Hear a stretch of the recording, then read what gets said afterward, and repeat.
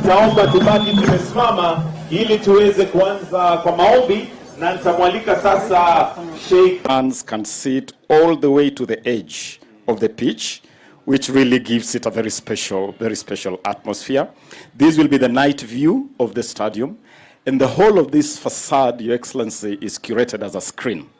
So we can beam pretty much anything on this screen. We can beam the images of our players, we can beam our national flag, anything pretty much. This is the elevation that has been worked out.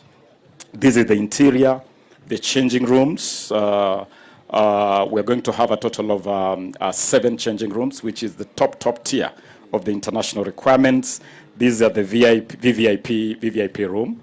Again, under the FIFA requirements, we have been very particular in terms of dimensions, the quality of both the VIP and the VVIP areas. So that's the facility, Your Excellency.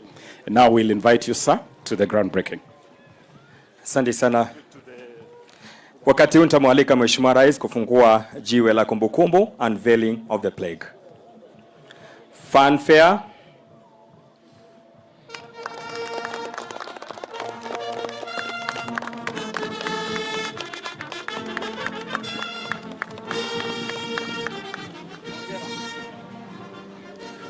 Na kwa sasa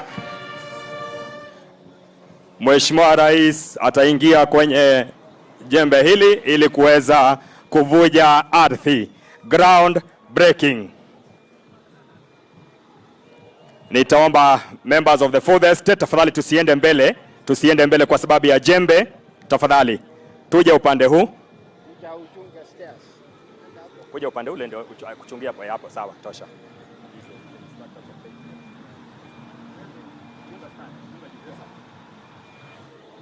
Karibu Mheshimiwa Rais kuweza kuvuja the ardhi.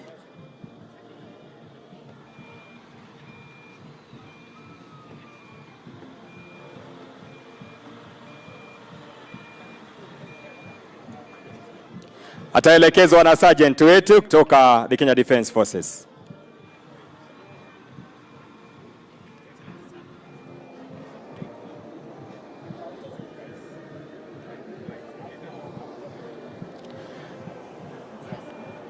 Mheshimiwa Rais kwa ustadi anaelekezwa na tayari ameanza kuivuja ardhi kwa taratibu,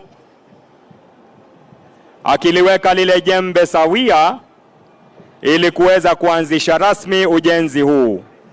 Tumpongeze kwa makofi Mheshimiwa Rais anapozindua rasmi siku ya leo hapa katika uga huu. Ni siti yetu ya kipekee. Makofi mazuri kwa Mheshimiwa Rais anapofanya kazi kwa ustadi kadri anavyoliongoza taifa. Thank you, Your Excellency. And went to work. And after miraculous win after miraculous win. Within a month, the FIFA suspension of our football was lifted, while the looming ban on our athletics was averted. Both after intense diplomatic blitz with FIFA President Gianni Infantino and World Athletics President Lord Sebastian Coe, respectively. In 90 days, we had prepared Kenya's first ever sports and creative infrastructure master plan, which we speedily rolled out and saved our national teams the shame of hosting home matches in neighboring stadia.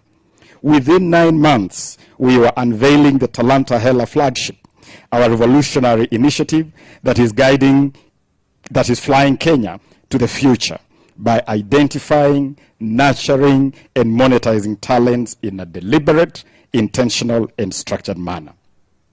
By month 10, World Aquatics had lifted the long-standing ban on Kenyan swimming. And within exactly 1 year to the month you took office,